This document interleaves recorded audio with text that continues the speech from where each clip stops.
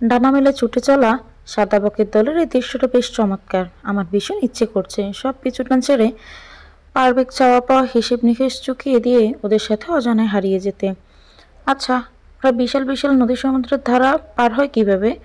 আবার মনে হলো ওরা যেভাবেই পার হোক, আমার উচিত ওদের মতো হওয়া। নিজের জন্য, হ্যাঁ নিজের জন্যই তো আমাকে বেঁচে থাকা দরকার। আমাকে আরো কঠোর হতে হবে, শক্ত হতে হবে। কারো দয়া বা করুণা আমি ডিজার্ভ করি না। আমার দুর্বলতাটাকে নিজের শক্তি হিসেবে ধরে নিয়ে ওই বকা ছেলেদের মতো দলের মতো বহুদূর অবধি যেতে হবে। ট্রিপিক্যাল বাঙালি নারী হয়ে থাকতেই চেয়েছিলাম সবসময়। এখন মনে হচ্ছে আমাকে বাংলা সিনেমার অবহেলিত নায়িকাদের মতো বেঁচে থাকলে চলবে না। আমার জন্যই আমাকে বাঁচতে হবে। দোসর কে দোসর? আমার তো কেউ হয় না, কিন্তু তার জন্য ভেবে ভেবে মরিয়া হয়ে উঠছি কেন আমি? আমি তো কখনো এমন ছিলাম না। সবাই সবার প্রয়োজন মিটিয়েছে, এবার আমি নিজের জন্যই বাঁচবো। আমি কোনো ফেলনা নই। মনে মনে এসে ভেবে নিজের মাথাটাকে ঠান্ডা করলাম। আমাকে অন্যান্য অসাধারণ হতে হবে। হাজারো ভাবনায় এলোমেলো মাথাটা এখন একটু হলেও স্বস্তি পেয়েছে। শাড়িটা চলে আঙুল পেঁচাতে পেঁচাতে আচারের বয়ামটা টেনে নিয়ে খেতে লাগলাম চেটে পুটে। মিঠা রোদ্দুর গা ভিজিয়ে ছাদে বসে আচার খাওয়া মজাই আলাদা। দূরের বালির মাঠগুলোকে কি শান্ত দেখাচ্ছে। তারপরে রেললাইন, ঝকঝকে ট্রেনগুলো যখন ছুটে চলে, সেই দৃশ্যটা দেখলে আজও আজকাল মনের ভেতরে শুকনো সহানুভূতি হয়। অজানায় হারিয়ে যেতে মন চায়। আমের আচারের বয়াম প্রায় শেষের দিকে। সেই সংসারটুকু চামচে করে তুলতেই ছোট চাচি আমার হাত থেকে সেটা কেড়ে নিলেন। আমি প্রকৃতি দেখা বাদ দিয়ে জিজ্ঞাসা দৃষ্টিতে চাচির দিকে তাকালাম। আর কত খাবি তুই? এবার তো পেট ব্যথা করবে আরও। আমি বিরক্ত গলায় বললাম, ওই অত খেয়েছি, 2 চামচও হয়নি। আর তুমি বলছো তোর মাথা খারাপ হয়ে গিয়েছে নাকি? মাথা খারাপের কি হলো? সেই সকাল থেকে আচারের বয়াম নিয়ে ঘুরছিস আর খাচ্ছিস। পুরো বয়ামটা শেষ করে তুই বলছিস কিছু খাসনি। তাতে কি হয়েছে? আচারটা তুমি দিয়েছো? দারুণ খেতে। আসো তোমার হাতে একটু চুমু দিই। ছোট চাচি দূরে সরে গেলেন। আমি আচারের বয়ামটা নিয়ে নিলাম জোর করে। তারপর শেষটুকু মুখে পড়ে একটা হাসি দিয়ে বললাম, আহ দারুণ খেতে। ছোট চাচি হেসে ফেললেন। রোদে মেলানো কাপড়গুলো বাস্কেটে বাজ করে রাখতে রাখতে জিজ্ঞাসা করলেন, তোর হয়েছে কি আরও? আমি ব্রু কুচকে তাকালাম। বোকার মতো বললাম, কি হবে? বলছি এত আচার খাচ্ছিস কেন? আচার খেলে কিছু হতে হয় নাকি? না হয় না, কিন্তু জানিস তো অতিরিক্ত কোনো কিছুই ভালো না। মানে? খাচ্ছিস তো আচার, পরিমিত খেলে একটু কথা ছিল, কিন্তু তুই পুরো বয়াম শেষ করলি কয়েক ঘন্টায়। এতে তোর খটকা লাগছে না? আমি হতভম্ব হয়ে বললাম, কিসের খটকা? ছোট চাচি বিরক্ত গলায় বললেন, এখন আমায় বুঝিয়ে দিতে হবে কিসের খটকান? আজব তো। যা বলার ক্লিয়ারলি বলো তো। তোর তো বিয়ে হয়েছে, জামাইকে জিজ্ঞাসা করে নেই। আমি বলবো না বাপু। দোষের প্রসঙ্গ উঠতেই আমি আর কথা বাড়ালাম না, ছাদ থেকে নেমে গেলাম। আজ 3 সপ্তাহ ধরে আমি আমাদের বাসায় আছি। দোষের আমাদের বাসায় 3 দিন থেকে চলে গেছে, কিন্তু সেই রাতের পর থেকে আজ পর্যন্ত আমি ওনার সাথে কোনো কথা বলিনি, যোগাযোগ করার চেষ্টাও করিনি। মা বাবা অবশ্য আমার খোঁজ খবর নেন, ফোন দিলে বাসায় যেতে বলেন। আমি এক্সামের দোহাই দিয়ে রয়ে গিয়েছি। অবশ্য কথাটা পুরোপুরি মিথ্যে নয়, আমার সত্যি এক্সাম ছিল। ওদেরকে মাঝে মধ্যে ভিডিও কলে অ্যাড করি, কিসমিসকে দেখি। মা বাগানের নতুন গাছগুলোকে আমাকে ছবি তুলে পাঠায়। ও বাড়িতে কোনো ভালো রান্নাবান্না হলে দারোয়ান কাকাকে দিয়ে আমার জন্য পাঠিয়ে দেন। ওনারা সত্যিই বেশ অমায়িক এবং নরম মনের মানুষ। এর মধ্যে 4-5 দিন ভিডিও কলের কথা বলার সময় দুশের এসে উকি ঝুঁকি দিয়ে গেছে। হয়তো তার অন্যের চেহারাটা দেখতে ইচ্ছে হচ্ছিল, ভাবভঙ্গিমা দেখে মনে হচ্ছিল সে আমার সাথে কথা বলতে চায়, কিন্তু আমি সেরকম কোনো সুযোগই দিইনি। অবশ্য উনি নাকি এখন ঠিক হয়ে গেছেন, বাবার সাথে ব্যবসার কাজও সামলাচ্ছে, নেশা ভাঙ করা বাদ দিয়েছে। আমি জানি না মানুষটা আসলে ঠিক হয়েছে কিনা। হলেই ভালো। ওনার প্রতি আমার সব দায়িত্ব আমি ভালোভাবেই পালন করার চেষ্টা করেছি। নিজের আত্মসম্মানবোধ বিসর্জন দিতেও কার্পণ্য করিনি। এই তো কদিন আগে অন্যের জন্য কয়েকজন এতিম খাওয়ানো হয়েছিল। দোসরা তার পরিবারও এসেছিল। আমি বাবা মায়ের সঙ্গে দেখা করলেও ওই লোকের সামনে যাইনি। কি দরকার নিজেকে এত সস্তা বানানোর? সে তার মতো থাকুক, আমিও থাকি। সবশেষে সেটাই বলতে হয়, যা হয়েছে ভালোর জন্যই হয়েছে। আমি ভালো আছি। ছাদ থেকে নেমে দেখি ড্রয়িং রুমে চাচা আর আব্বু বসে কথা বলছে। আমাকে নামতে দেখে কাছে ডাকলেন। আমি আব্বুর পাশে গিয়ে বসলাম। আব্বু জিজ্ঞেস করলেন, কি করছিলে? ছাদে ছিলাম। ও, তোমাদের মধ্যে সব ঠিকঠাক চলছে মা? আমি অবাক হলাম, জিজ্ঞাসা করলাম, আমাদের মধ্যে মানে? তোমার আর দোসরের মধ্যে? আমাদের মধ্যে তো তেমন কিছু হয়নি। দেখো, আমি আমার একটা কলিজাকে হারিয়েছি, তুমি এখন আমার সব, তাই কোনো সমস্যা হলে সবার আগে আমাকে জানাবে। আমি মাথা নাড়ালাম। আব্বু আবারও বললেন, আসলে বাসায় এসে থাকছো তো তুষারের বাবা ফোন দিয়ে জিজ্ঞেস করলো তুমি কবে যাবে। আমি বললাম তোমার যখন ইচ্ছা হবে তখনই। তারপর জিজ্ঞাসা করলেন তোমার আর ওর মধ্যে কোনো সমস্যা হয়েছে কিনা। আমি তো কিছু জানি না, তাই আমাকে জিজ্ঞেস করলাম। আব্বুর কথা শুনে আমি একটা দীর্ঘশ্বাস ফেলে বললাম, না, আমাদের মধ্যে কিছু হয়নি। রাতে ঘুমানোর আগে জানি না আমার হঠাৎ কী হলো, আমি আয়নার সামনে গিয়ে দাঁড়ালাম। নিজে নিজের মাঝে বেশ পরিবর্তন লক্ষ্য করলাম। আমার স্বাস্থ্য আগের চেয়ে ভালো হয়েছে। গায়ের রংটা আর একটু উজ্জ্বল, চুলগুলো কেমন ঝলমল করছে। শাড়িতে আমাকে পুরোদস্তুর অন্য একটা মানুষ লাগছে। অভিনেত্রী আমি, সবার সাথে এমনই নিজের সাথেও প্রতিনিয়ত অভিনয় করে চলেছি আমি। ভাবনা চিন্তা বাদ দিয়ে যা কখনোই করিনি বা আমার পছন্দ নয় সেই কাজটাই করতে বসলাম।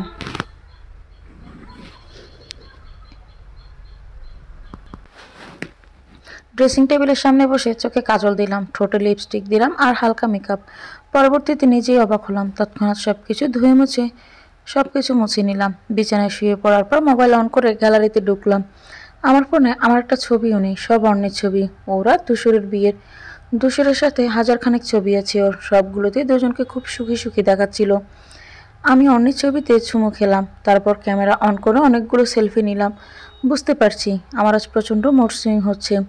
ধূসরের নাম্বার আমার ফোনে আগেই সেভ করা ছিল, তবে কখনো কোনো কন্ট্যাক্ট করিনি। মাথায় হঠাৎ এক দুষ্ট বুদ্ধি এলো। আমি হোয়াটসঅ্যাপে আমার সবগুলো দাঁত বের করে ব্যাবলা কান্তির মতো তোলা সেলফিগুলো ওনাকে সেন্ড করে দিলাম। বেচারা দেখুক আমি ওনার বিরহে দিন কাটাচ্ছি না, আমি চিল করছি, ভালো আছি। আনন্দ আর সুখ উথলে উঠছে আমার। আহা, এত শান্তি লাগছে কেন, খুশিতে ডান্স করতে ইচ্ছে করছে। জীবনে এত আনন্দ কেন?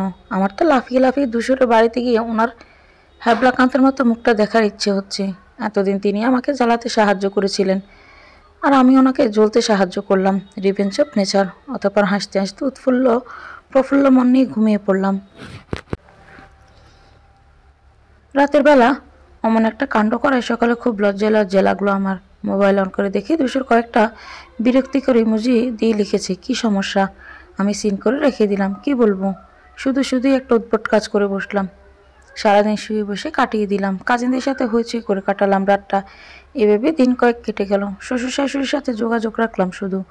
ওনারা যাওয়ার জন্য অনেক জোরাজুরি করলেও আমি সাফ জানিয়ে দিলাম আমি ওই বাড়িতে আর যাব না। ওনারা খুব আপসেট হলেন, কিন্তু আমি তাদেরকে বোঝালাম যে তাদের পুত্র যদি আমাকে মেনে নিত তাহলে আমি অবশ্যই যেতাম। সে অন্যের স্মৃতি নিয়ে যখন বাঁচতে চায় বাঁচুক, কারো বেঁচে থাকার অবলম্বনে আমি কোনোদিন বাধা হয়ে দাঁড়াতে চাইনি, আর চাইবও না।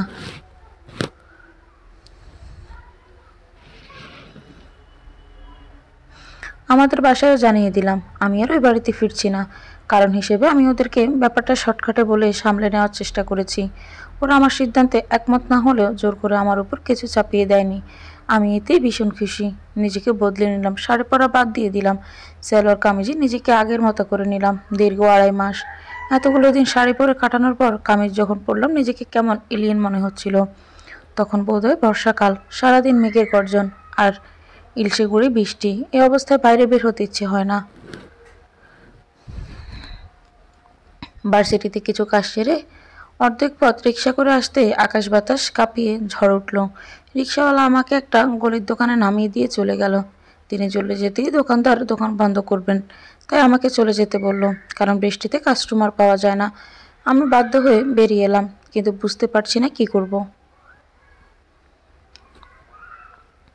অবশ্যই গলি দূরে 2 মিনিট হাঁটলেই ধূসরদের বাড়ি। এদিকে কদিন যাবৎ আমার শরীরও খারাপ, বৃষ্টিতে ভিজলে নির্ঘাত জ্বরে ভুগতে হবে। তা না চাইতেও এক প্রকার বাধ্য হয়ে আমি শ্বশুরবাড়ি যাওয়াটাই সমীচীন বলে মনে হলো। ভেজা কাপড়ে গিয়ে উঠলাম ধূসরদের বাড়িতে। আমার হাতে 2টো ফাইল, সেখানে আমার একাডেমিক কাগজপত্র। ভাগ্যে সেগুলো ভিজে নষ্ট হয়নি। ওদের বাড়ির দরজার সামনে গিয়ে পৌঁছাতে বাসা থেকে আম্মুর ফোন এলো। এই ঝড় বাদলের দিন কোথায় আছি না আছি খোঁজ নিচ্ছে। আমি বলে দিলাম বৃষ্টিতে আটকা পড়েছি, থামলে বাড়ি ফিরে যাব, যেন চিন্তা না করে। ফোন রেখে কলিং বেল চাপ দেবার সময় নিদারুণ অস্বস্তিতে আমি বারবার গুটিয়ে যাচ্ছিলাম, তবুও সাহস করে কলিং বেলে চাপলাম। কারো সাড়া পাওয়া গেল না। বেশ কিছুক্ষণ পর দরজা খুলল নিকিতা মা। আমাকে দেখে হঠাৎ এতটাই এক্সাইটেড হয়ে গেলেন যে আমি যে কাকভেজা হয়ে দাঁড়িয়েছি তিনি তা লক্ষ্য না করে আমাকে জড়িয়ে ধরলেন। আমাকে এক প্রকার টেনেই ভিতরে নিয়ে গেলেন। আমাকে কিছু বলার সুযোগ না দিয়েই তিনি অতি আনন্দে আমার প্রশংসায় জড়িয়ে নিয়ে বসলেন। ড্রয়িং রুম আর ডাইনিং রুম একসাথেই। আমি ঢুকতে দেখলাম ডাইনিংয়ে ধূসর আর বাবা অবশ্য দুপুরের খাবার খাচ্ছেন।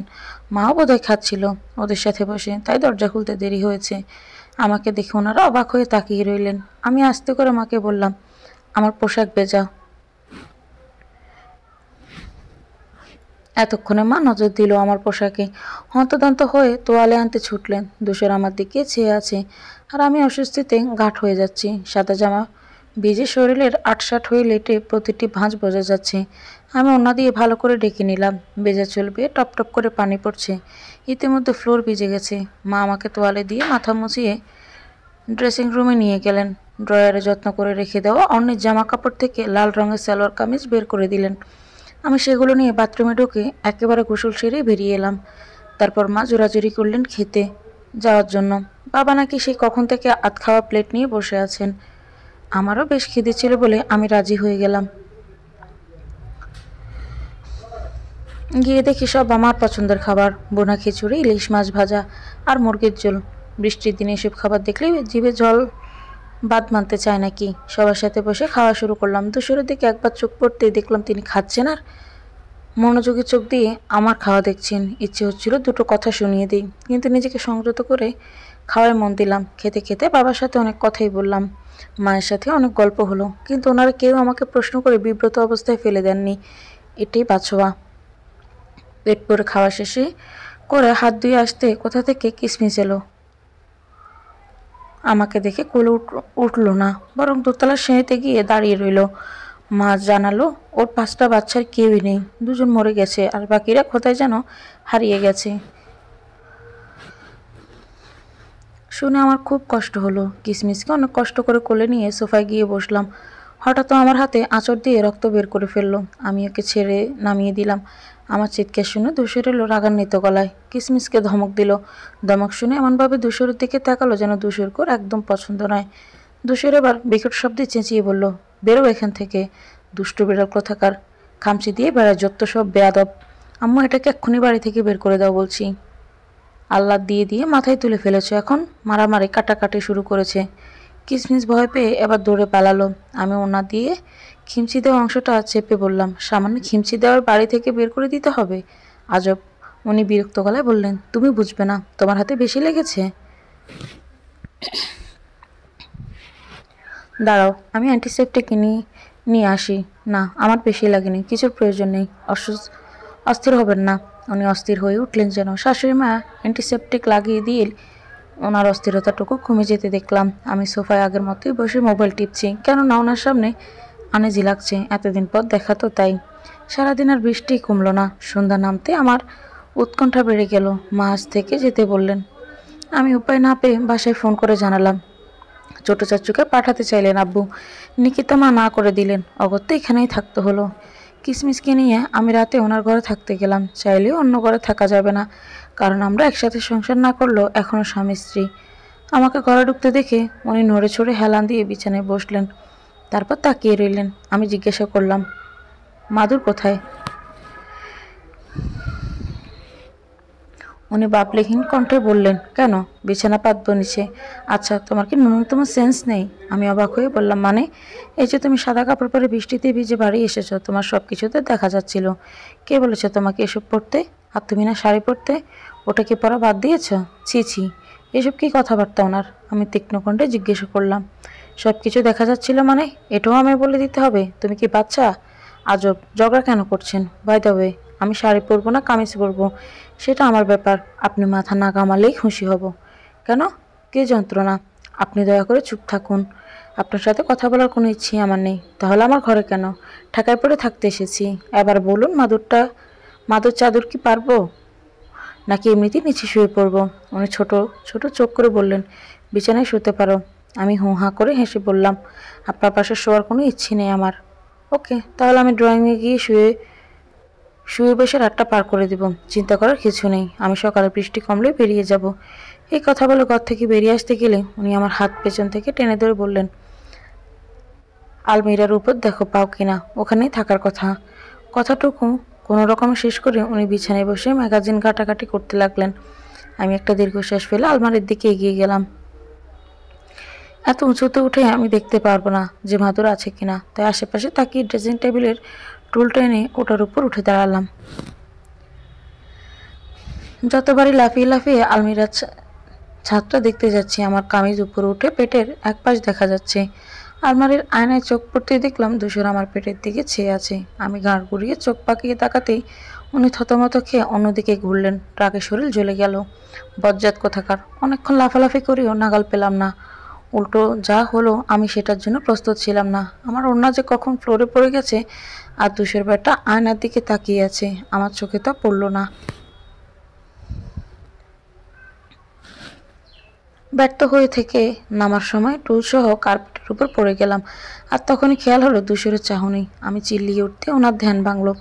আমি উঠে তাড়াতাড়ি ওনাটা নিয়ে নিজেকে প্যাকেট করে ওনার দিকে হুঙ্কার ছাড়লাম। উনি বোকা বোকা চাহনিতে স্বাভাবিকভাবেই বললেন, এত জোরে চিৎকার করলে কেন?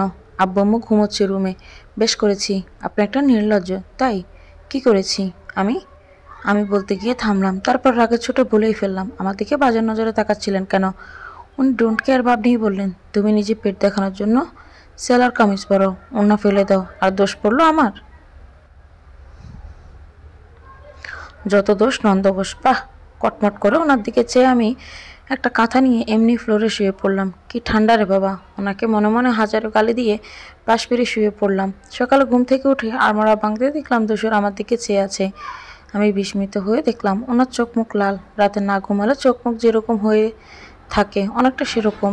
আমার সন্দেহ হতে জিজ্ঞাসা করলাম, আপনি ঘুমননি? উনি গম্ভীর কণ্ঠে বললেন, না। কেন? তাকিয়েছিলাম। কোথায় তাকিয়েছিলেন? তাকিয়ে তাকিয়ে দেখছিলাম। কি দেখছিলেন? ক্লিয়ারলি বলুন তো। এসব ভনিতা আমার একদম পছন্দ নয়। উনি বিছানা থেকে নামতে নামতে বললেন, কারো কাছে জবাবদিহিতা করা আমার পছন্দ নয়। আমি খুব অপমানিত বোধ করলাম। বাসায় ফিরতে হবে, তাই তাড়াতাড়ি হাত মুখ ধুয়ে একেবারে রেডি হয়ে নিচে নেমে এলাম।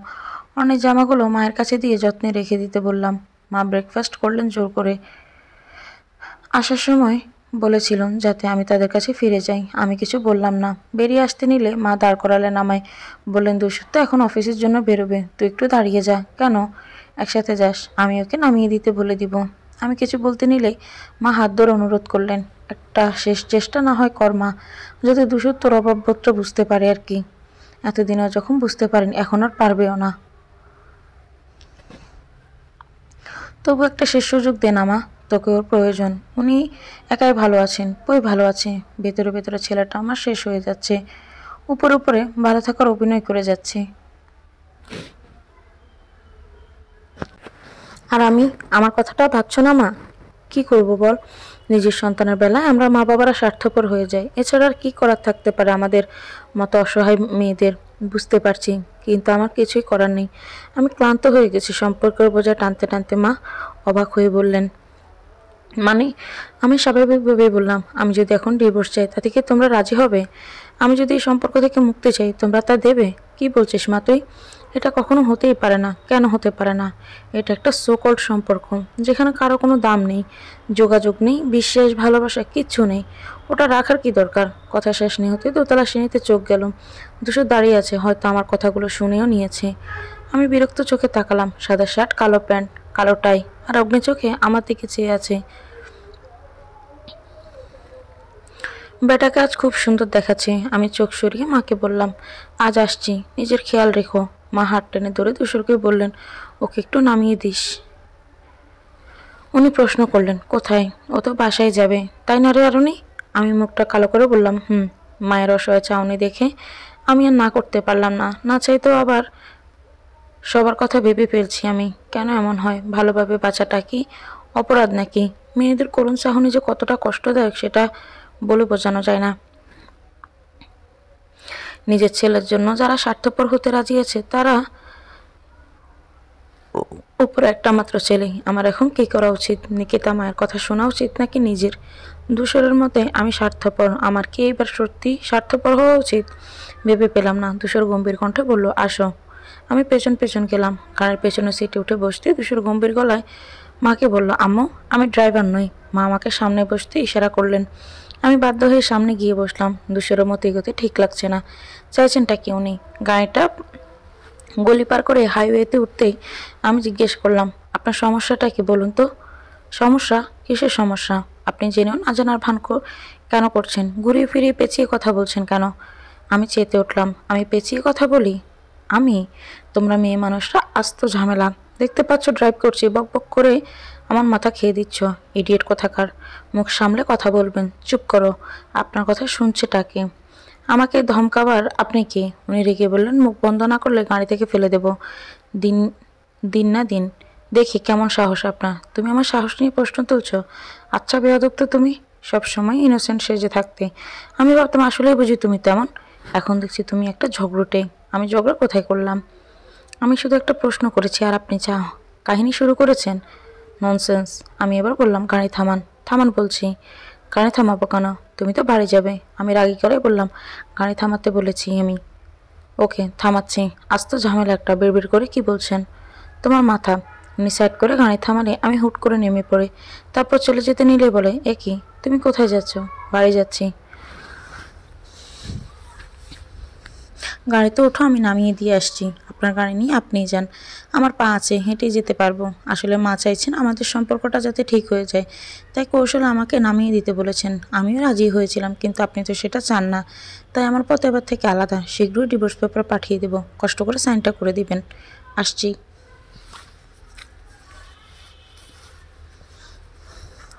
এতটুকু পথ নিয়ে আসার জন্য ধন্যবাদ, এই বলে আমি চলে আসি। কথাগুলো ওনার মুখের উপর বলে দিয়ে খুব শান্তি অনুভব করছি।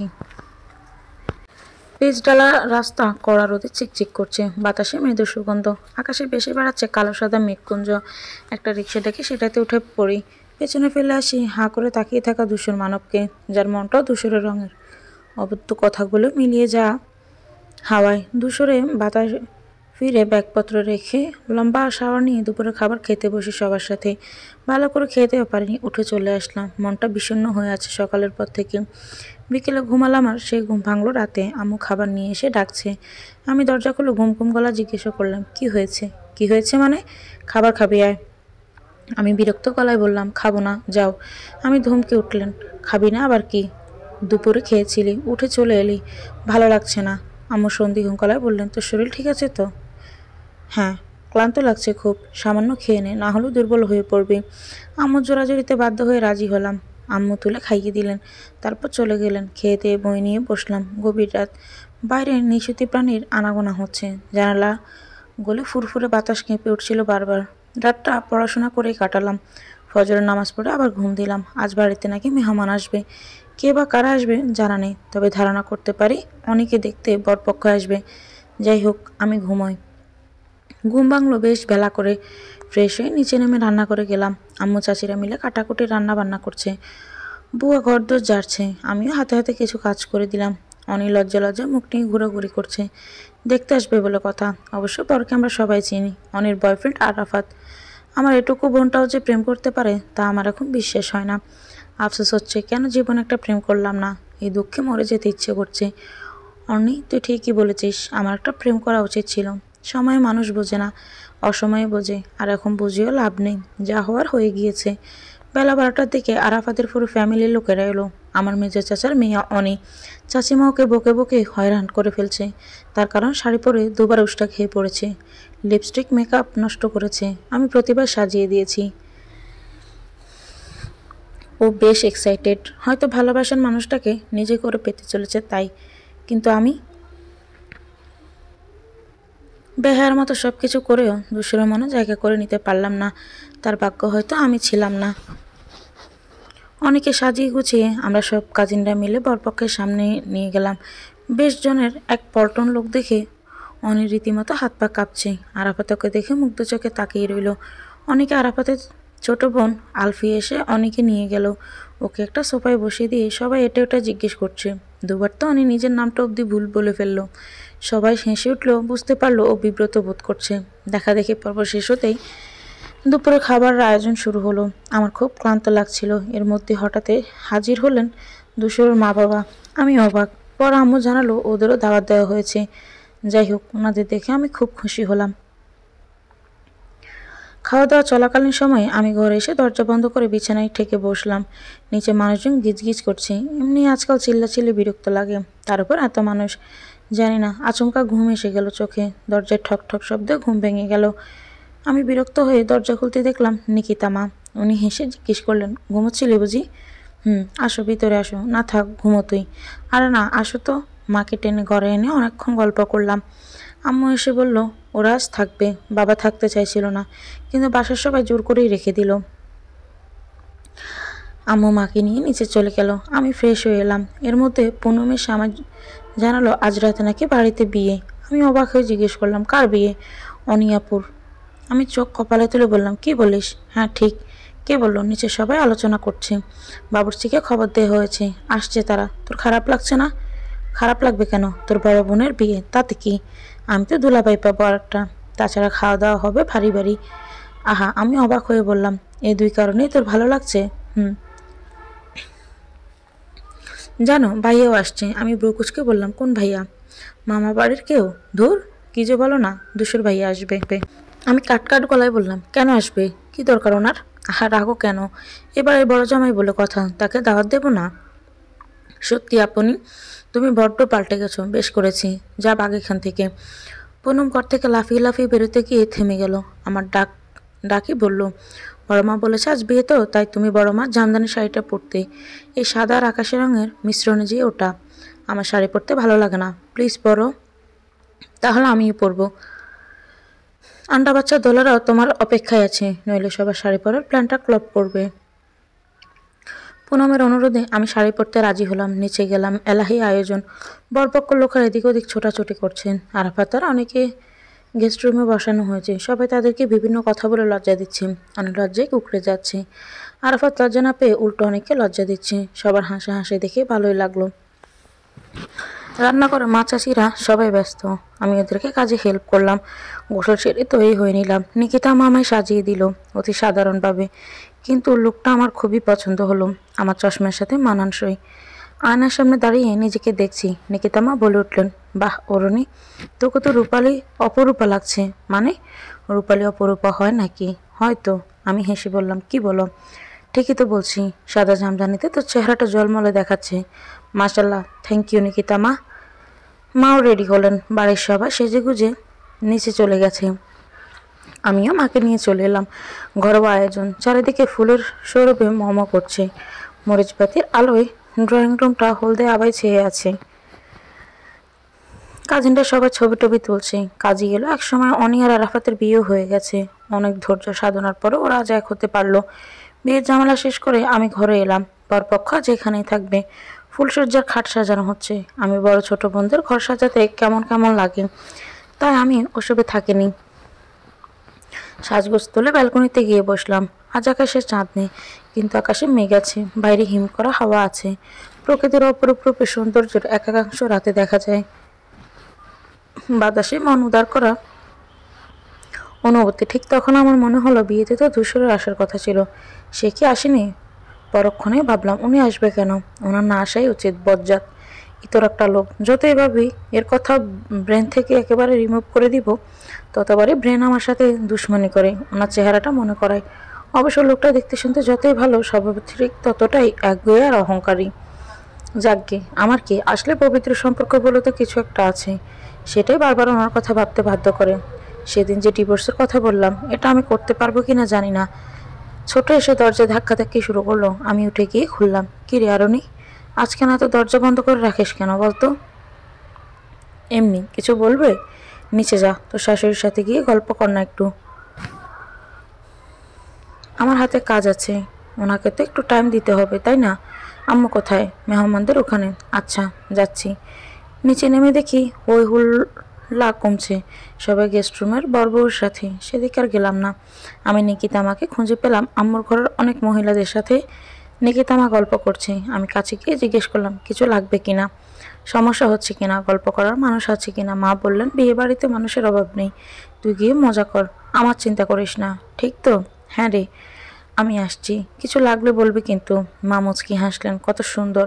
আমি ওদের বাড়িতে ফিরে যাই না। ছেলের সাথে ভালো সম্পর্ক পর্যন্ত নেই, তা আমার সাথে কি ভালো ব্যবহার করছে। অন্য কেউ হলো আমাকে চাপকিয়ে নিয়ে যেত। এদিক থেকে আমি অবশ্য ভাগ্যবতী, এমন শাশুড়ি পাওয়া ভাগ্যের ব্যাপার। গেস্ট রুমের দিকে যাওয়া উচিত বলে গেলাম, কাজিনরা সবাই ওখানেই। কি সাজানো হচ্ছে দেখে আসা দরকার, কিন্তু ঘরে পা দিতে আমার চোখ ছানা পড়া। ও মা, এ আমি কাকে দেখছি? ধূসর। ও মাই গড, উনি এখানে কিভাবে, আর কখন এলেন? আমি ঘরের দেখতে এক পল্টন মানুষ আমার দিকে তাকালো, যেন ফিল্ম ইন্ডাস্ট্রির একজন আইকন। আমি বিব্রত কণ্ঠে জিজ্ঞাসা করলাম, এভাবে তাকিয়েছিস কেন তোরা? সবাই সমস্বরে বলে উঠল, ধুলাবাই অনিয়াপুর ফুলসজ্জার খাট সাজিয়েছে। কেমন হয়েছে এবার বলো? আমার মাথা ঘুরছে, মনে হচ্ছে অতটা তলিয়ে যাচ্ছি। একে শুনলাম আমি একটু পেছনে সরে দেয়ালে হাত রেখে নিজের ভরটুকু সামলে নিলাম। দুশো ফুলসজ্জার খাট সাজাচ্ছে, আর আমার বেলায় নেশাবাং করে কিনা কি করছে ভাবা যায়? এ আপু, কি হলো তোমার? আমি কাঁপা কাঁপা গলায় বললাম, কিছু না, আমি যাই। আরে বসো তো বলে পুনম আমায় জোর করে চেয়ারে বসিয়ে দিল। আমি বিরক্ত গলায় বললাম, আমার এখানে কি দরকার? বারে বাই এত সুন্দর সাজালো, আর তুমি দেখবে না? না দেখবো না, সে তোমার বর, বরের প্রতি এত নিষ্ঠুরতম আচরণ করা ভালো নয়। পুনমের কথা শুনে আমার মাথা ঘুরছে। বলে কি এ মেয়ে? সেদিনের পুচকির কি কথা রে বাবা! দোষের শয়তানটাকে দেখো, আলাবলা মানুষের মতো চেহারা করে বসে আছে, যেন সেই দুনিয়ার সবচেয়ে নিরীহ প্রাণী। একটা মানুষ এত ইনোসেন্ট ফেস নিয়ে কিভাবে বসে থাকতে পারে? দেখে তো মায়া লাগে যাবে। আমার ভেতরে থাকা আরেকটা অরুণী বলে উঠল, এর দিকে ভুলেও তাকাবি না, গিরগিটি কোথাকার, ভালো মানুষ শাস্তি এসেছে। আমি বিরক্ত চোখে তাকাতেই উনি হাত দিয়ে চুলগুলো পেছনে ঠেলে টাইয়ের নটটা ঢিলে করে পুনমকে সহজ গলায় বললেন, গিভ মি ওয়াটার প্লিজ। দেখো না, কথা ছিঁড়ে দেখো। সারাদিন ইংরেজিতে কথা বলতে বলতে ঘরে ইংরেজির জুড়ি যাচ্ছে, গা পিত্তি জ্বলে যায় না আমি দেখলেই। অর্নি, তুই একে পছন্দ করেছিলি? একে? আর ঠেকায় পড়ে আমাকে পছন্দ করতে হলো, নইলে তো কোনোদিন এর দিকে ফিরেও তাকাতাম না। নেহাত বর বলে কথা, কিন্তু আমাকে কি তার চোখে পড়েনি? আমি কি পানিতে বিষ মিশিয়ে দেব? যত সব। পুনম হলো বাচ্চা মানুষ, ওকে বলার কি দরকার ছিল? বিয়েতে আনন্দ করছে, সেটাই বাগড়া দিচ্ছি। আর এতই যদি চেষ্টা পায় তাহলে নিজে গিয়ে খেয়ে নে না, তোর তো শ্বশুরবাড়িই থাকবে আজীবন। আমি ডিভোর্স দিলেও অনির্ভর হিসেবে এই বাড়ির দরজা সবসময় খোলা। আমার পরিবারের লোকেরা এতটাই নির্দয় নয়, বুঝলি? বিরক্ত হয়ে আমি পুনমকে বললাম, তুই বস, আমি নিয়ে আসছি। সবাই আমার দিকে হাঁ করে তাকিয়ে থাকলো। পানি এনে ওনাকে দিতে উনি মিটে মিটে হাসছেন। ডকডক করে পানিটা খেয়ে আমাকে গ্লাসটা ফেরত দিলেন। রাত 12টার কাছাকাছি আড্ডা দেওয়া শেষে অনি আরাফাতকে রেস্ট করার জন্য দুশোর সবাইকে বেরিয়ে যেতে বলল। নিজেই হাসি ঠাট্টা করলো, সবার সাথে কি ফ্রিভাবে কথা বলছে দেখো। আমি শুধু দেখে যাচ্ছি। আমাকে একটু ফাঁক পেয়ে অসহায় কণ্ঠে বললেন, প্লিজ আর এক গ্লাস পানি দাও। এক্ষুনি তো খেলেন, আবার লাগবে কেন? আপনার কি ডিহাইড্রেশন হচ্ছে? পানি না পেয়ে মারা যাচ্ছেন? এত বাজে কথা বলছো কেন? আমি মরে গেলে বুঝি তুমি তুমি বিধবা হয়ে যাবে, তাই না? সো এসব অপয়া কথা বন্ধ করো। আমি হতভম্ব হয়ে বললাম, বিধবা হবে মানে? উনি মুচকি হেসে বললেন, ওয়েল, বুঝিয়ে দিচ্ছি। এখনই তো তুমি বললে যে আমি পানি না পেয়ে মারা যাচ্ছি, আর আমি মারা গেলে আমার বউ হিসেবে তুমিই তো বিধবা হবে। আর দেশের একজন সচেতন নাগরিক হয়ে আমি তো আর তোমাকে বিধবা হতে সাহায্য করতে পারি না। সো যাও, পানি খাইয়ে আমাকে বাঁচাও। এ কে? আদৌ ধূসর? কি বলছেন উনি? এত এত রূপ ওনার! আমি অবাক হয়ে বললাম, আপনি আজ এত কথা বলছেন কেন? উনি আমার কথা যেন শুনতেই পেলেন না, এমন একটা ভাব নিয়ে বললেন, আমার ইচ্ছে। আপনার ইচ্ছে বা আমি শুনছি কেন? একটা নেশাখোর লোক। উনি টাইয়ের নলটা আরও ঢিলে করে আমার দিকে অগ্নিদৃষ্টিতে তাকালেন। আমি চুপচাপ পানি এনে ওনাকে দিলাম। উনি পানি খেয়ে একটা মুচকি হাসি দিলেন, গ্লাসটা রেখে আচমকা আমার কাছে টেনে নিলেন। এলোমেলো চুলগুলো কানের পেছনে গুজে দিতে দিতে বললেন, এরকম করে কথা বলে নাকি কেউ? স্বামীর সাথে বেয়াদবি আল্লাহ মাফ করবে না। এখন থেকে সংযত হয়ে কথা বলবে, কেমন? ভীষণ অবাকে আমি তখন কাঠ হয়ে দাঁড়িয়ে আছি। নিজেকে সামলে কথার উত্তর দিতে গিয়ে দেখি গলা দিয়ে আওয়াজ বেরোচ্ছে না। তোতলাতে তোতলাতে বললাম, ছাড়ুন। উনি ছেড়ে দিলেন আমায়। অতঃপর বললেন, আম্মু কোথায়? ঘুমিয়ে আছে। অপশিট, কোনো দরকার? আমাকে বলতে পারেন। উনি আমার দিকে চাইলেন। আমি থতমত খেয়ে বললাম, বউর অধিকার দেখাচ্ছি না, ডিভোর্স তো দিয়েই দেবো। সতে হলো আমাদের গেস্ট আপনি, সুবিধা অসুবিধা দেখতেই হয়।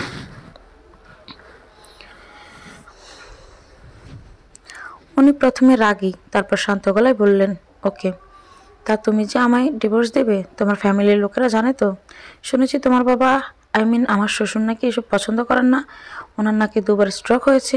এই তো অন্যের নিউজ শুনে একবার স্ট্রোক করেছেন কদিন আগে। এখন যদি শুনে তার মেয়ে জামাইকে ছেড়ে দিতে চায় তাহলে উনি নিশ্চয়ই চিন্তিত হবেন, আর চিন্তা করতে করতে আবার অসুস্থ হয়ে যাবেন। ডাক্তার বলবে এবার কিন্তু লাস্ট। আমি ওনাকে থামিয়ে দিয়ে বললাম, আপনাকে কি ওসব ভাবতে বলেনি? দেশের একজন সচেতন জামাই হিসেবে এটা আমার দায়িত্ব কর্তব্যের মধ্যে পড়ে।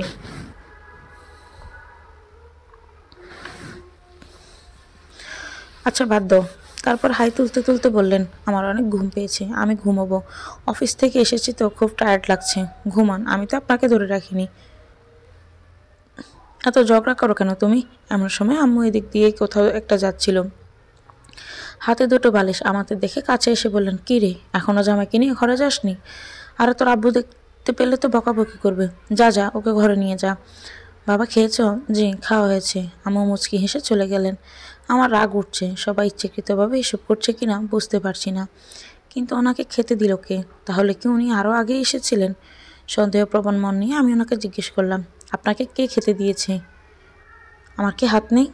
নিজে নিজেই খেয়েছি। আপনি কখন এসেছেন?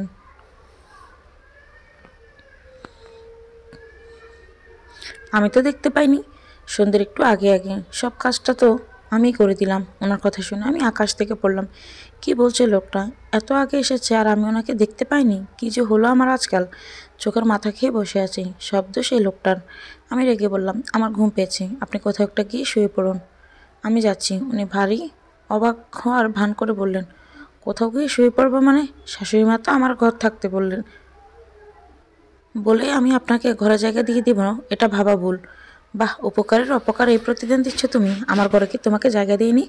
কয়েকটা রাত আমার খাটে শোবার সুযোগ করে দিইনি? কাঁথা বালিশ মাদুরটা দিয়ে বুঝি তোমাকে হেল্প করিনি? আর আজ তুমি আমি যেখানে সেখানে শুয়ে পড়তে বলছো? তুমি বেশ ভালো করেই জানো আমি কতটা খুঁতখুঁতে। ওসিডি আছে, আমারও আছে ভাই। বলে আমি উপরে চলে এলাম। পেয়েছেটা কি উনি? আমি মগা? একদমই না। ঘরে এসে দরজা আটকাতে গেলেই উনি পা দিয়ে দরজা ঠেলে ধরলেন। আমি ওনার শক্তির কাছে হার মেনে সরতেই উনি ঠুস করে ঘরে ঢুকে ঠাস করে দরজা বন্ধ করে দিলেন। আমি সেই শব্দে কেঁপে উঠলাম। আমার সাথেই থাকবেন নাকি উনি?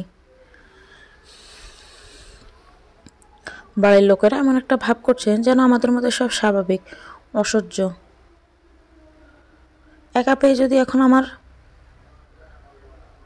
টুটি চেপে ধরে। আমি দোয়া ইউনুস পড়তে লাগলাম। উনি বিছানায় দপ করে শুয়ে পড়লেন। আমাকে উদ্দেশ্য করে বললেন, এটা বুঝি তোমার ঘর? আমি উত্তর দিলাম না। উনি উঠে ঘরের নানান জিনিসপত্র ঘেটে ঘুটে দেখছি আর প্রশ্ন করছি। আমি রাগ আর বিরক্ত নিয়ে সব শুনছি আর কটমট করছি। একটা কথার উত্তর দিলাম না। আমার বেয়াদবিতে এক পর্যায়ে দোষর রেগে গেলেন। আমাকে ধাক্কা দিতেই ওনাকে সহ বিছানায় পড়ে গেলাম। কি লজ্জা! উনি সেই অবস্থায় রেখে আমার উপর চিল্লাচ্ছেন। কি কথা কানা যায় না? আমি কি বোকা নাকি তোমার চাকর? এত এত প্রশ্ন করছি আর তুমি অ্যাটিটিউড দেখাচ্ছ? এই দূষরকে অ্যাটিটিউড দেখাচ্ছ? ইডিয়ট চাশমিশ কোথাকার! আমি কোনো অ্যাটিটিউড দেখাইনি। একদম চুপ। আমার সাথে লাগতে আসলে বেশি ভালো হবে না। তোমার অ্যাটিটিউড ভেঙে তোমার গলায় ঝুলিয়ে দেব। মিসেস দূষর। আমি বললাম, মিসেস দূষর হলো অর্নি, আমি আরনি। শুনতে পাচ্ছেন আপনি? মিস্টার দূষর, আমি আরনি আর আরনিই থাকতে চাই। দূষরের চোখ লাল, দেখে মনে হচ্ছে তার বুকে হাজারো ব্যথার বাস। ওনার চেহারার ওরকম শুরু দেখে আমি একটু ভয় পেয়ে গেলাম। তিনি হঠাৎ আমার নাকে নিজের নাক ঘষে গম্ভীর কণ্ঠে বলে উঠলেন, আমার তো ওটাকেই চাই। আমি ওনাকে ধাক্কা দিয়ে সরিয়ে দিয়ে বললাম, ওটাকে চাই মানে? ওটা কি? দূষর আমার কপালে বেশ অনেকটা সময় নিয়ে চুমু খেলো, তারপর উঠে ওয়াশরুমে চলে গেল। আমি হতভম্ব। এই লোকটা মনে হচ্ছে আমায় পাগল বানিয়ে দেবে। আমি কপালে আঙুল ছোঁয়াতেই কেমন ভেজা আর চটচটে লাগলো। ছি, দূষরের লালা আমার কপালে লেগেছে। নেশাখোর লোক।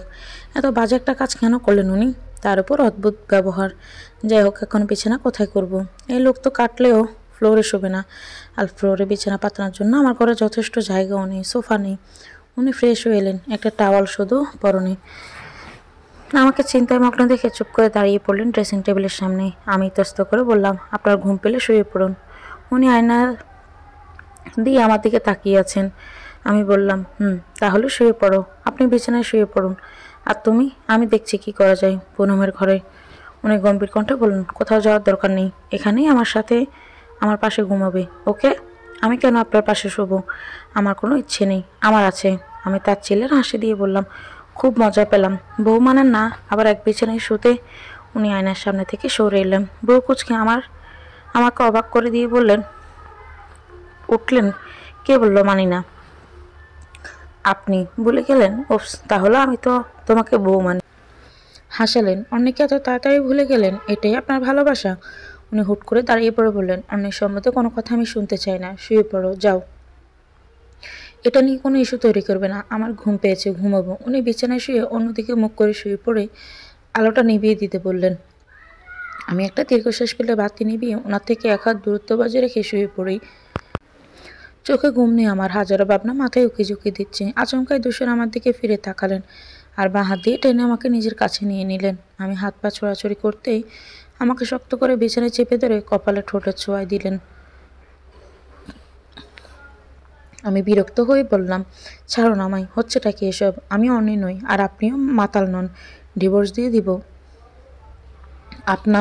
উনি আমার কানের কাছে এসে মুখে নিয়ে ফিসফিস করে বলে উঠলেন, চুপচাপ ঘুমিয়ে পড়ো, বেশি লাফালাফি করলে আর ডিভোর্স করলে এখন কিন্তু বাসর করে ফেলবো। আমি শুধু চুপ হয়ে ওনার কাণ্ড দেখলাম। এভাবে না নড়তে পারছি না কথা বলতে পারছি। দুশো ততক্ষণে ঘুমিয়ে কাঁদা, বিরক্তিতে মাথা বনবন করছে। ইচ্ছে করছে এই দুনিয়া ছেড়ে চলে যাই। কেন এত কষ্ট আমার? আমি কি করব? শত ভাবনায় আচ্ছন্ন মস্তিষ্ক নিয়ে একটা সময় ঘুমিয়ে পড়লাম। সকালবেলা ঘুম ভাঙলো পাখির কিচিমিচির ডাক শুনে।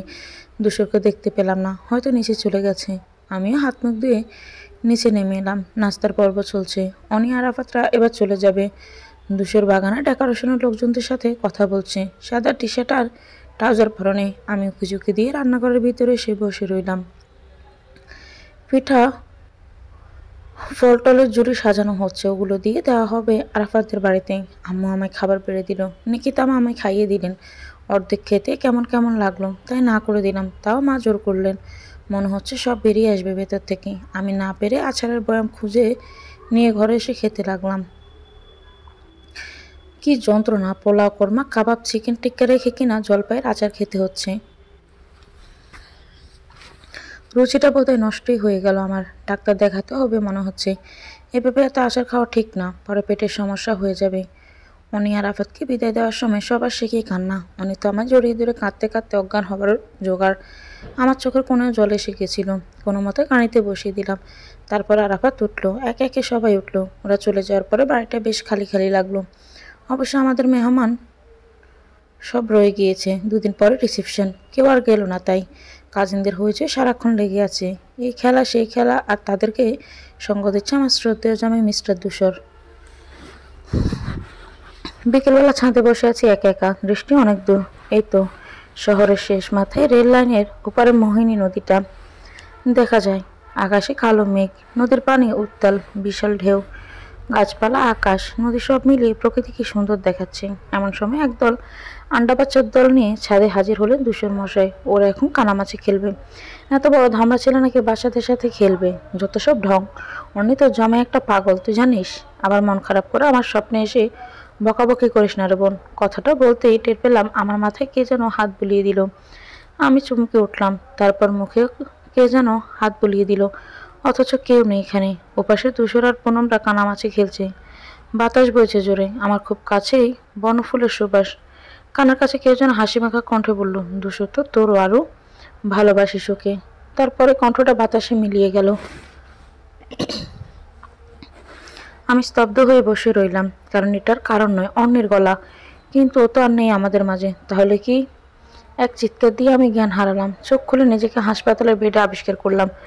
আমাকে ঘিরে আছে একদল মানুষ। চোখ খুলতেই ছোট চাচু বলতে লাগলো, জ্ঞান এসেছে, জ্ঞান এসেছে আরুর। আম্মু তো কেঁদে কেটে শেষ। আমাকে জড়িয়ে ধরে বকাবকি শুরু করলেন। অবশ্য আমার তেমন কিছু হয়নি, শুধু ভয় পেয়ে অজ্ঞান হয়ে গিয়েছিলাম।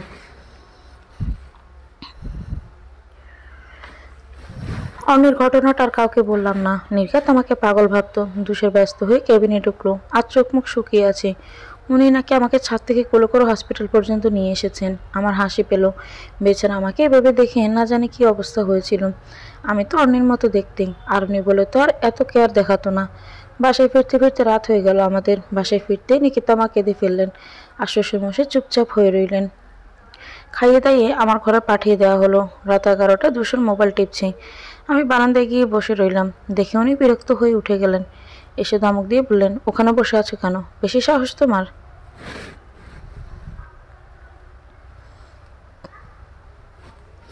কানের নিচে দুটো দিলে ঠিক হয়ে যাবে, তোমার এসব বেরিং বেরিং। আমি ব্রুকসকে বললাম, এত বকাবকি করছেন কেন আজব? তোমার না শরীর খারাপ? তাহলে পিছনে গিয়ে শুয়ে পড়ছো না কেন? আপনাকে এত কেয়ার দেখাতে কে বলেছে? গিয়ে ঘুমিয়ে পড়ুন, আমি অন্য করে থাকবো। আজ কয়েকটা রুম ফাঁকা আছে। দুশো রেগে গেল এই কথা শুনে। কি আজব, এতে রাগ করার কি আছে? আমাকে জোর করে বিছানায় শুয়ে দিয়ে বাতি নিভিয়ে দিলেন। আমার কপালে ঠোঁটের পরশ দিতেই বিরক্ত কণ্ঠে বললাম, অন্নি না আমি, কতবার বলবো? বলে যান কেন বারবার? দুশোর বলল, অন্যের মতো বউ চাইলেও হতে পারবে না। তুমি যে ডাকেনি সর্বনাশিনী অরণি, তা আমি খুব ভালো করেই জানি। তুমি আরণিই থাকো, আমার তো আরণিটাকেই প্রয়োজন। আমি রেগে এবং অবাক হয়ে বললাম, কি বললেন আপনি? আমি ডাকিনি? সর্বনাশিনী? তো আমাকে এভাবে জড়িয়ে ধরে রেখেছেন কেন? ছাড়ুন আমায়। উনি ব্রু নাচিয়ে আমার গলায় মুখ ঘষতে ঘষতে বললেন, তুমি আমার হৃদমোহিনী তো, তাই জড়িয়ে ধরে আছি। ওনার কথা শুনে বিরক্ত হবার বদলে নাম না জানা এক অনুভূতি হানা দিল মনে। হৃদমোহিনী সত্যি হতে পেরেছি নাকি মিথ্যে বলছে এই দূষণ মানবটা? ওনার চাপাদারের খোঁচে বিরক্ত হয়ে বলে উঠলাম, ইস ছাড়ুন, গালে সুরসুরি লাগছে। আপনার দাড়িগুলো কি বিচ্ছিরি? উনি আমার কথায় পাত্তা না দিয়ে গান গাইতে লাগলেন। মানে কি এর? এই দূষণ মানব এত রহস্য কেন করে? কি চায় সে? আমাকে নাকি অন্যকে? সত্যি কি তার হৃদয়ের মোহিনীটা আমি? কেন এরকম বলছেন? আপনি তো আমায় ভালোবাসেন না। ভালোবাসে কিনা জানি না, তোমাকে আমার প্রয়োজন। আমি কি সবার প্রয়োজন মেটানোর জন্য পৃথিবীতে জন্ম নিয়েছি? জানি না, তবে বুঝতে পারছি তোমাকে ছাড়া আমার গতি নেই। গতি নেই তো গতি করে নিলেই তো পারেন, সেটাই তো করতে চাই। তোমাকে আমার চাই। আমি ঠোঁট ফুলিয়ে কেঁদে দিলাম। আমি চাই না আপনাকে। ধূসর বলল, কেন চাও না? আমি কি তোমায় খুব কষ্ট দিয়ে ফেলেছি? আপনি জানেন না? না, আমি শুধু জানি অন্যি চলে যাওয়ার পর তুমি আমায় সামলিয়েছ। এখন আমার প্রয়োজন থাকার কথা নয়। তুমি আমায় ডিভোর্স দিতে পারবে না। আমি অবাক কণ্ঠে বললাম, কেন? আমি বলেছি তাই। কোন সাহসে বারবার এই কথাটা বলো? যতবার বলো ততবার আমার দম বন্ধ হয়ে আসে। বাহ, এজন্য এসেছেন? এত প্রেম? মজা করছো? না, আপনার সমস্যাটা কি জানেন? আপনি আমায় ভালোবাসেন না। এখন যদি ডিভোর্স দিই তাহলে আপনি অপমানিত বোধ করবেন। শুধু এজন্য আমার কাছে এসেছেন, যাতে অন্যের মতো দেখতে মেয়েটা সারা জীবন আপনার চোখের সামনে থাকে।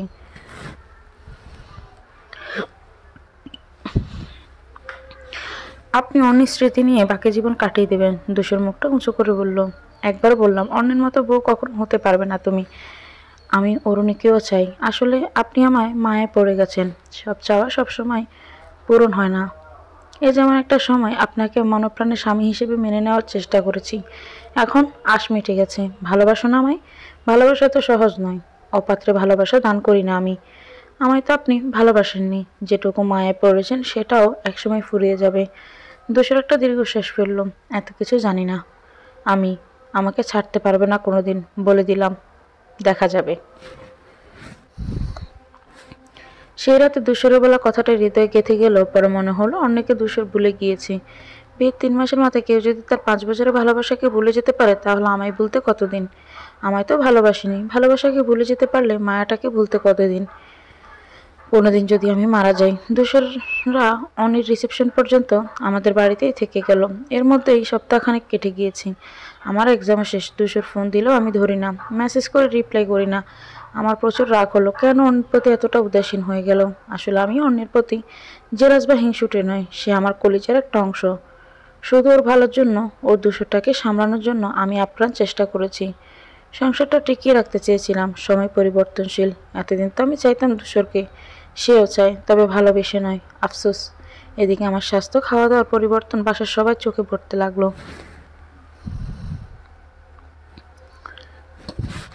ভাবলাম চুপি চুপি কি একদিন ডাক্তার দেখিয়ে আসবো। আব্বু আম্মু জানলে চিন্তা করবে, তারপর শরীর খারাপ, যে কথা সেই কাজ। একদিন ডাক্তারের কাছে গেলাম, কয়েকটা টেস্ট দেওয়া হলো, করলাম। পরে গিয়ে রিপোর্ট নিয়ে আসতে বললো। আমি ডাক্তার মিথিলার কাছে সেলফোন নাম্বার দিয়ে এসেছিলাম, কিন্তু সেদিন আর যাওয়া হয়নি। দুপুরের দিকে হঠাৎ ধূসর মানবের আগমন। তখন সবাই আমার খাওয়া শেষ। সবাই অবাক হলুম। উনি দুপুরের খাবারও খেলেন না। কেমন একটা হতবিলম্ব ভাব। আমি এড়িয়ে গেলাম ওনাকে। একটু পর ঘরে চলে এলাম। উনিও পেছন পেছন এলেন। আননোন নাম্বারে একটা ফোন এলো। সেই সময় হসপিটালের নাম্বার। আমি দিয়ে এসেছিলাম যাতে রিপোর্ট না আনলেও ফোন করে জানিয়ে দেয়। আম্মু ডেকে ধূসরের জন্য বানানো কফিটা নিয়ে যেতে বললেন আমাকে। আমি ফোনটা কেটে দিলাম। কফি এনে ধূসরের হাতে দিতে সে অগ্নিচোখ আমার দিকে তাকালো। কটমট করে বলল, কি সমস্যা তোমার? আমার কোনো সমস্যা নেই। তাহলে ফোন ধরো না কেন? মেসেজ দিলেও কথা বলো না। আমার মুড নেই। কাল রেডি হয়ে থাকবে, সকাল সকালে বাড়ি যাব আমরা। আমি তীক্ষ্ণ দৃষ্টিতে ওনাকে বললাম, আমি কেন যাব? আমি যাব না। উনি রেগে মেগে মগটা আছাড় মারলেন ফ্লোরে। চিৎকার করে বললেন, যাবে না? তোমার ঘাড়ও যাবে। হাত পা বেশি লম্বা হয়ে গেলে কেটে নদীতে ভাসিয়ে দেবো, বুঝলি? আমি ভয় পেয়ে গেলাম। এমন তুই তুকারে ব্যবহার কেন? ওনার চিৎকারে ততক্ষণে বাসার সবাই এসে দরজায় দাঁড়িয়েছে। আব্বু বিস্ময় নিয়ে জিজ্ঞেস করলেন, কি হয়েছে? ধূসর বলল, আপনার এই বেয়াদব মেয়েটাকে আমার সাথে যেতে চাচ্ছে না। কোথায় যেতে চায় না? আমাদের বাসায়। আব্বু আমাদের দুজনকে কথা বলতে দিয়ে সবাইকে নিয়ে চলে গেলেন। স্বামী স্ত্রীর ঝগড়ায় ওরা কি করবে? নিজেদের মধ্যে খোলাখুলি কথা বলে মীমাংসা করে নেওয়াটাই ভালো। আর তাছাড়া বাসার কেউই জানে না আমি যে ডিভোর্সের সিদ্ধান্ত নিয়েছি। আব্বুকে তো বলাই যাবে না। আমি ধূসরের সংসার করব না। সবাই চলে গেল। ধূসর আমাকে জড়িয়ে ধরে অনুনয় স্বরে বলল, চলো নারু, প্লিজ। দেখো, তোমাকে ছাড়া আমি চলতে পারবো না। চলতে না পারার কিছু নেই। কেন এরকম করছো? আমি তো চাই তোমাকে। আমি তো ভালোবাসা চাই। তো কি হয়েছে আরু? আমি তোমাকে সম্পূর্ণ কথাটা বলতে না দিয়ে আমি ওনার মুখ চেপে ধরলাম। কোনো ইমোশনের কথা শুনতে রাজি নই আমি। এই লোকটাকে অসহায়ের মতো দেখতে ভালো লাগে না। ভালো না বেশি আমাকে চায়। আমি তো চাই না। মাঝপথে কথা বন্ধ করায় ধূসর রাগে পুষছে।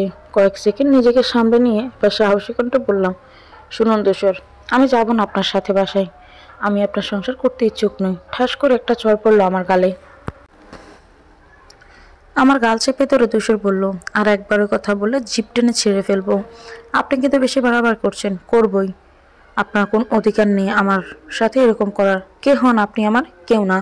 ধূসর আমার ঠোঁট কামড়ে ধরল। রাগে দুঃখে এক ধাক্কা ওনাকে সরিয়ে দিলাম। উফ, পাগল হয়ে যাব আমি।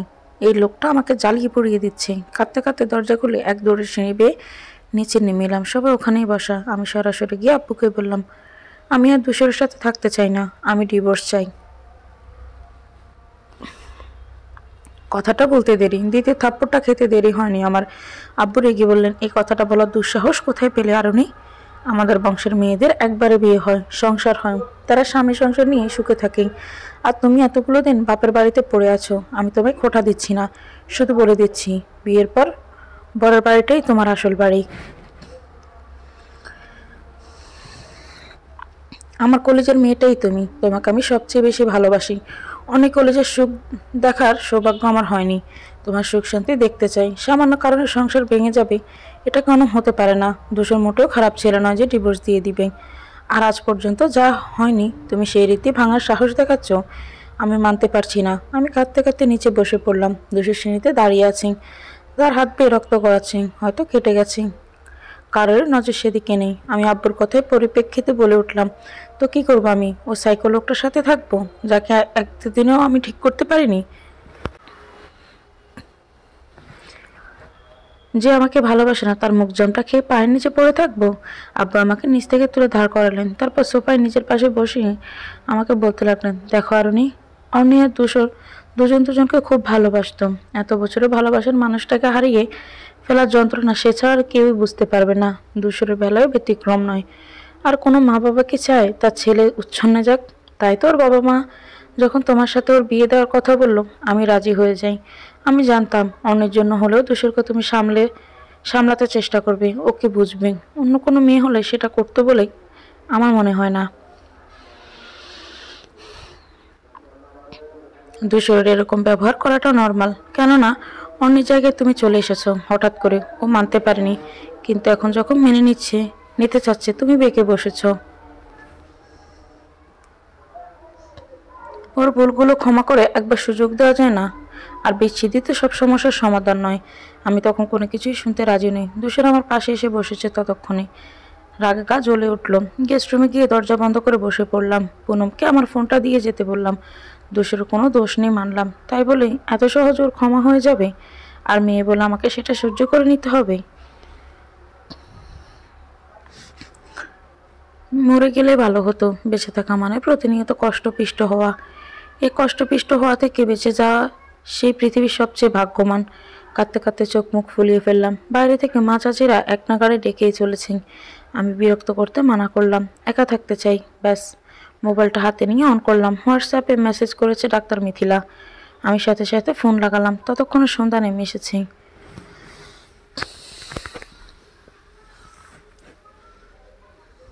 চারিদিকে নীরব নিস্তব্ধতার খেলা। ওই অসময়ে ফোন করেও ডাক্তার মিথিলাকে পাওয়া গেল। উনি যা জানালেন সেটার জন্য আমি প্রস্তুত ছিলাম না। ডাক্তার মিথিলা হেসে হেসে বললেন, you have been conceiving for 7 weeks. ড্রয়ারের উপর ফোনটা রাখলাম। হাত পা অনবরত কাঁপছে। আমি মা হতে চলেছি। সত্যি, খবরটা শুনে যেন আমি পাথর হয়ে গিয়েছি। এই শরীর খারাপ, বমি পাওয়া, খেতে না পারে, এই জন্যই যে আমার সন্তান আসতে চলেছে। খুশি হব নাকি অখুশি বুঝতে পারছি না। তখন শুধু ধূসর মানবের বলা সেই কথাটাই আমার কানে বাজছিল বারবার, যেন চিৎকার করে বলছি, আমি তোমার বাচ্চা কোনো কিছুই চাই না। আর বাচ্চা অবভিয়াসলি সেটা নয়। তোমার থেকে কেউ সন্তান চায়নি। আমার সন্তান শুধু অন্যের হবে, অন্য কারণ নয়। মনে রেখো অরণি। হ্যাঁ, মনে রেখে দিয়েছি। রাখলামও। অভিমান হলো খুব। এখন কেন নিতে এসেছে আমায়? নিষ্ঠুরতা।